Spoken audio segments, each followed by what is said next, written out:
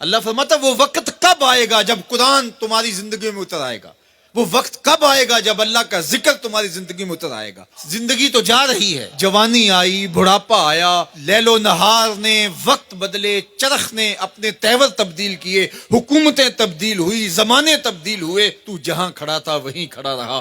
40 سال عمر عزیزت گزشت، مزاج تو از حال طفلی نہ گشت۔ سعدی کہتے ہیں 40 سال عمر گئے لیکن تیرا بچپنا نہیں گیا، اور رومی کہتے ہیں داڑھی تیرے بعد آئی اور سفید ہو گئی اور تو کالے کا کالا ہی رہا۔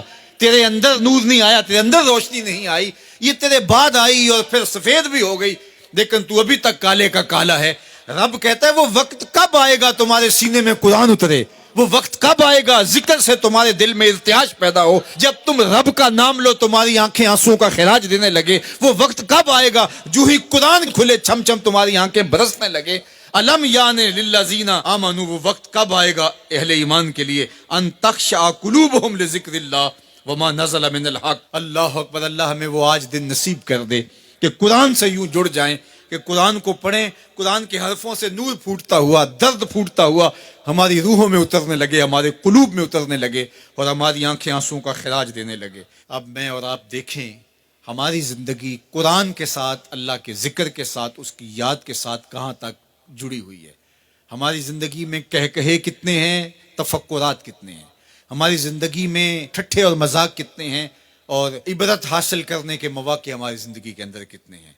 پھر ارشاد فرمایا اعلموا، جان لو، انما الحیات الدنیا لعب و لہو و زینت و تفاخر بینکم، یہ دنیا ہے کیا جس کے پیچھے تم نے سب کچھ برباد کر دیا۔ سب سے قیمتی اثاثہ تو دل تھا، اس دل کو بھی دنیا کے لیے وار دیا۔ یہ دل تو رب نے اپنے لیے بنایا تھا، اے دل حجرہ رب سچے دا، یہ اس سچے رب کا حجرہ تھا۔ قلوب المومن عرش اللہ، مومن کا دل تو اللہ کا عرش تھا، لیکن اس عرش پہ بھی غیروں کو بٹھا لیا تو نے۔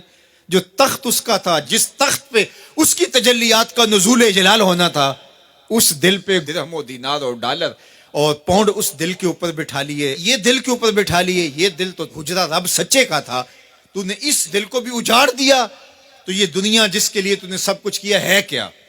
اعلموا، جانو، انما الحیات الدنیا لعب و لہو و زینت و تفاخر بینکم، یہ دنیا کھیل کود ہے، آرائش ہے، اور ایک دوسرے کے اوپر تفاخر کرنا ہے۔ وتکاثر فی الاموال والاولاد، فخر جتلانا، میرے بیٹے اتنے ہیں، ماشاءاللہ بڑے بڑے افسر لگے ہوئے ہیں، میرے پاس دولت اتنی ہے، میرے اتنے بنگلے ہیں، اتنا بینک بیلنس ہے، اتنے مربے، اتنی جائیدادیں ہیں۔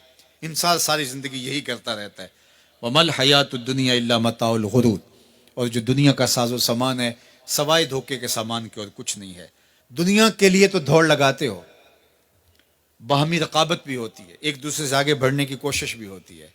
اللہ فرماتا ہے آؤ مسابقت کرو، آگے بڑھنے کی کوشش کرو، الی مغفرتن، مغفرت کی طرف، من ربکم، جو تمہارے رب کی طرف ہے، وجنتن ارضھا کعرض السماء والارض، اس جنت کی طرف آگے بڑھنے کی کوشش کرو جس کی چوڑائی زمین و آسمانوں کے برابر ہے۔ زمین و آسمانوں کو پھیلا دیا جائے تو یہ جنت کی چوڑائی بنتی ہے، جس کی چوڑائی اتنی ہے اس کی لمبائی کتنی ہوگی۔ تو فرمایا اس دنیا کے لیے تو بھاگتے ہو جو ختم ہو جانے والی ہے، آؤ بھاگو اس جنت کی طرف جس کی چوڑائی زمین و آسمان کے برابر ہے۔ اعدت للذین آمنوا باللہ ورسولہ، یہ اہل ایمان کے لیے تیار کی جا چکی، وہ موتیوں کا محل، وہ یاقوت کا محل، وہ زبرجد کا محل، وہ خالص مشک کا محل جو تمہارے لیے بنایا ہوا ہے، تم نے جانا ہے، اور تمہیں دروازہ کھولنے کی بھی ضرورت نہیں ہے، منتظر دربان کھڑے ہیں جو تمہارے لیے دروازہ کھول کے تمہیں مرحبا کہیں گے اور سلامتی تمہارے اوپر پیش کریں گے۔ وہ تمہارے لیے تیار کر چکا ہے۔ اصل تو زندگی وہ زندگی ہے، لیکن تم کس دنیا کے پیچھے بھاگ رہے ہو؟